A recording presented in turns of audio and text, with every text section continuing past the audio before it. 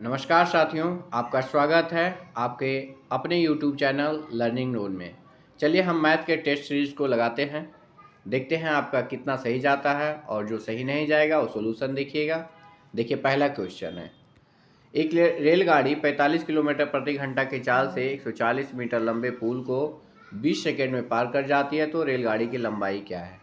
45 की स्पीड से चल रही है, 140 मीटर लंबे पुल को 20 सेकेंड में पार कर जाती है। आप चाहे तो सभी को ऑप्शन टच करके देख सकते हैं बनाने के लिए, लेकिन ऑप्शन से जब बनाएंगे तो ज़्यादा समय लगेगी, तो हम प्रोसेस से चलते हैं।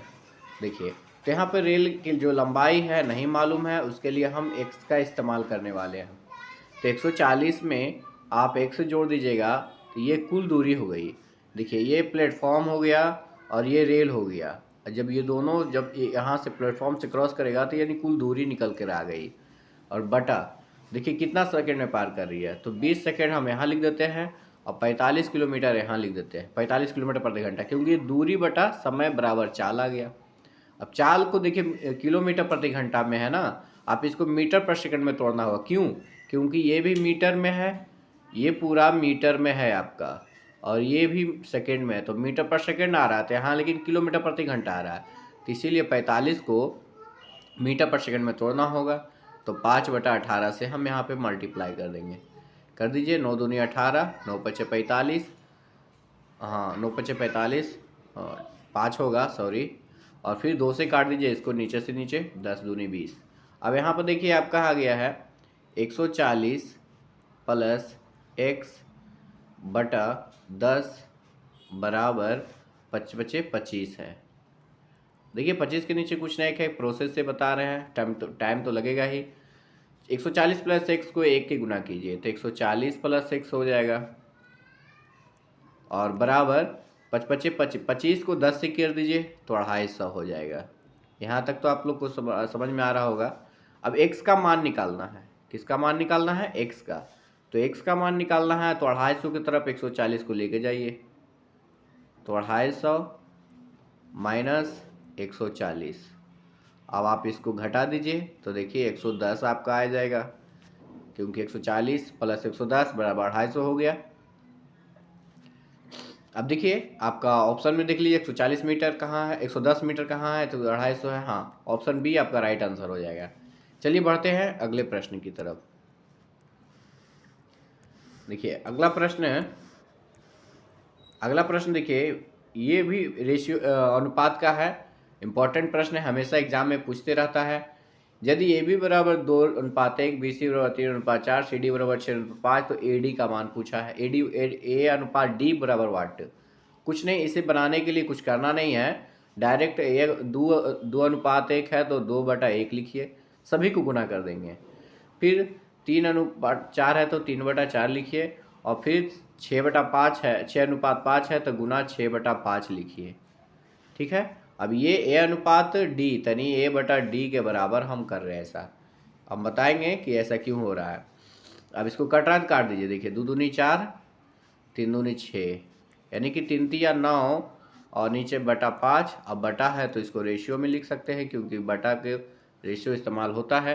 यानी 9:5 आपका ऑप्शन ए हो गया राइट आंसर। देखिए कैसे हुआ था, आप ए बटा बी, एक ए अनुपात बी को ए बटा बी लिख सकते हैं ना, बी अनुपात सी को बी बटा सी लिख सकते हैं ना, सी अनुपात डी को सी बटा डी लिख सकते हैं ना, लिख सकते हैं या नहीं। अब देखिए सी और सी कैंसिल, कट गया, बी और बी कट गया, क्या बचा है? ए बटा डी। समझ में आया ये क्यों किया गया है? यही प्रोसेस को हम डायरेक्ट कर दिए हैं, लोग इसी को ट्रिक बोलते हैं। चलिए आगे बढ़ते हैं अगले प्रश्न की तरफ।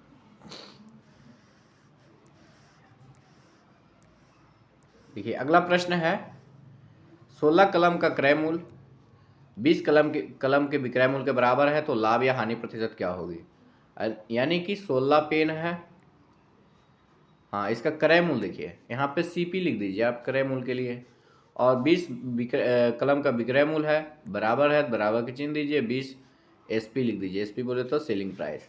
अब यहाँ पे जब होने के बाद देखिए एसपी का डिजिट ये बन जाता है और सीपी का डिजिट ये हो जाता है, ध्यान रखिएगा।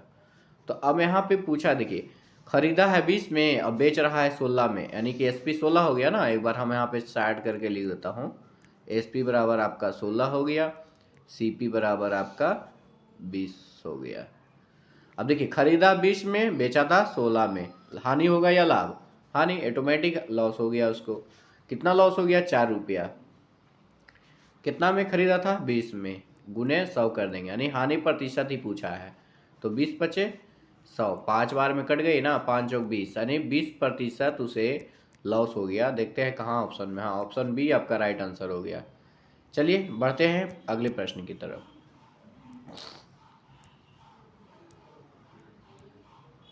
देखिए अगला प्रश्न है, एक घड़ी 750 में खरीदी गई, 16% लाभ पर बेचा गया, तो विक्रय मूल्य क्या है? सभी प्रश्न प्रीवियस ईयर के। हाँ, इजी जरूर हैं, आसान है, इसे आप प्रैक्टिस कीजिए। अगर हम यहाँ पे 2 मिनट में बना रहे हैं तो आप कोशिश कीजिए कि इसे 30 सेकेंड में या 1 मिनट में सोल्यूशन कर दें, क्योंकि वहाँ एग्जाम में टाइम रहता नहीं है ज़्यादा। देखिए, तो आपको यहाँ पे पूछा है विक्रय मूल्य, एसपी पूछा है ना। क्रय मूल्य 750 है, 16% लाभ है, तो आप एसपी बराबर देखिए 750 यानी कि 116, यानी 100 में 16 जोड़ दीजिए। हम यहाँ पर एक बार लिख देता हूँ, बटा 100, यानी कि यहाँ पर हो जाता है सीपी गुने 100 प्लस पी बटा 100। अब इसी को हम डायरेक्ट यहाँ लिख दिए हैं। चलिए कैलकुलेशन कर लेते हैं।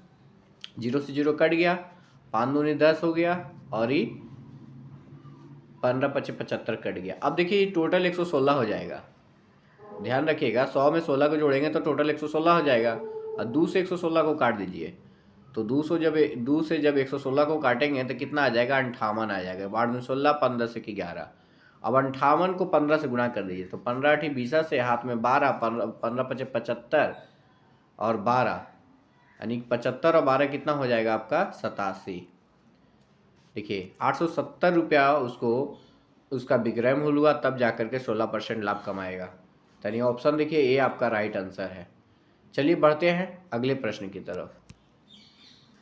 मैथ प्रैक्टिस का है, बिना प्रैक्टिस का ये रहेगा नहीं, तो आप डेली प्रैक्टिस जरूर करें। चलिए देखिए अगला प्रश्न है, एक समानांतर चतुर्भुज की एक भुजा 32 है, दूसरी भुजा से इसकी लंबी दूरी 15 सेंटीमीटर है, तो क्षेत्रफल क्या होगा? एक ऐसा चतुर्भुज है, समानांतर चतुर्भुज है। देखिए अब यहाँ से एक भुजा 32 है और इसकी लंबिक दूरी, यानी यहाँ से यहाँ तक की दूरी जो है 15 सेंटीमीटर है, ठीक है ना। तो क्षेत्रफल आपसे पूछा है, कुछ करना नहीं है, बस इसका एरिया, समानांतर चतुर्भुज का क्षेत्रफल बराबर हो जाता है फॉर्मूला बी गुने एच, यानी बेस इंटू हाइट। तो बेस कितना है हमारा? वही 32 है ना, 32 गुने 15 गुना कर दीजिए। 15 दूनी 30 के शून्य हाथ में 3, और 15 45 और 3 48, यानी कि 480 सेंटीमीटर स्क्वायर, यानी वर्ग सेंटीमीटर। देखिए ऑप्शन सी आपका राइट आंसर है। बस बेस आपको ये फार्मूला याद रखना पड़ेगा, समानांतर चतुर्भुज की फार्मूला। समानांतर चतुर्भुज का क्षेत्रफल बराबर बी गुने एच, बेस गुने हाइट। चलिए बढ़ते हैं अगले प्रश्न की तरफ। थोड़ा आज जुकाम हो गया है, इसकी वजह से थोड़ा परेशानी है। देखिए एक नियमित बहुभुज में प्रत्येक बाह्य कोण 60 डिग्री का है, तो भुजाओं की संख्या कितनी होगी? बहुत ही आसान है, प्रश्न जो है रिपीट हुए हैं एग्जामों में। एक नियमित बहुभुज, तो बहुभुज के बाह्य कोण निकालना होता है, तो कुछ करना नहीं है। बहुभुज के बाहरी कोण 360 में हम जो एक कोण हमारा है उससे हम डिवाइड कर देंगे, यानी इसका फॉर्मूला हो जाता है 360 बटा n, ठीक है। तो n हो जाता है भुजाओं की संख्या, लेकिन यहाँ पे भुजा नहीं दिया हुआ है, एक कोण दिया हुआ है, एक एंगल दिया हुआ है 60 डिग्री, तो हम डिवाइड कर देंगे। 6 6 36, कितना आ गया? 6। आपका बी और देखिए राइट आंसर हो जाएगा। अब देखिए इस फार्मूला का इस्तेमाल करके हम 60 डिग्री ले आते हैं। 360 था और 6 भुजा है मान लीजिए, तो 6 से भागा दीजिए, तो देखिए 60 डिग्री आ गया। बस प्रश्न को सिर्फ उलट दिया है। कभी कभी क्या होता है कि षष्ठभुज की क्या भुजा दे देता है, तो पूछता है कि एक बाह्य कोण कितना डिग्री का होगा, तो 360 बटा n का इस्तेमाल कर देंगे। यहाँ पर क्या किया है कि एक बाह्य कोण ही दे दिया, अब पूछा भुजा कितना है, तो बस उल्टा करके भाग दे देंगे ना। चलिए बढ़ते हैं अगले प्रश्न की तरफ। देखिए अगला प्रश्न है, पहली 50 प्राकृत संख्याओं का माध्य क्या होगा। माध्यम के पूछ दिया है, तो कुछ करना नहीं है। यहाँ पे 50 प्राकृत संख्या यानी n+1/2 का इस्तेमाल कर दीजिए आप। तो 50 + 1/2 यानी कि 51/2, आप इसको भागा लगाइएगा तो 25.5 हो जाएगा, यानी 25.5। देखिए ऑप्शन सी आपका राइट आंसर हो गया।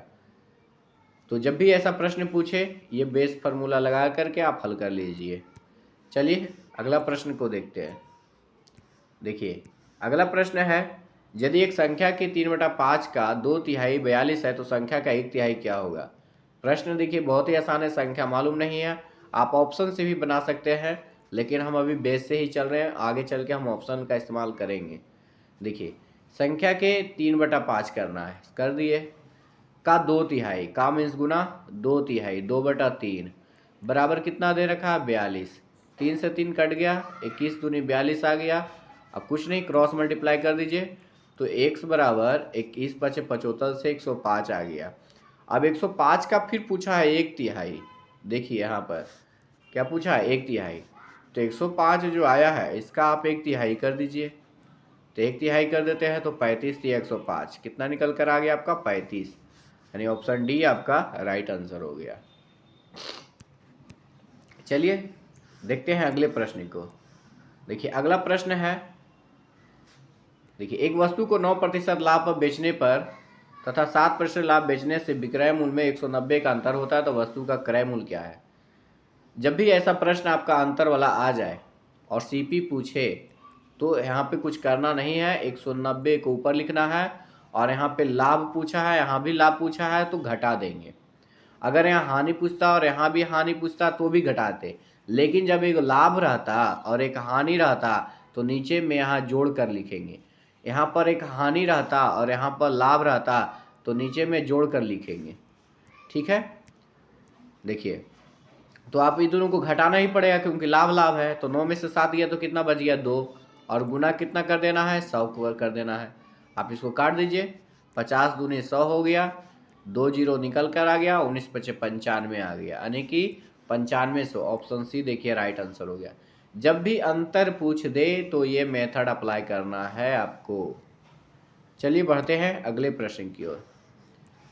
देखिए अगला प्रश्न है, 18 लड़का एक घर को 25 दिन में बनाता है, 10 लड़का इसी घर को कितने दिन में बना सकता है। बिल्कुल आसान है, आप यहाँ पे प्रश्न को बनाने के लिए कुछ करना नहीं है, 18 × 25 करेंगे, माने कि टोटल लड़का टोटल दिन, फिर बराबर डाल देंगे।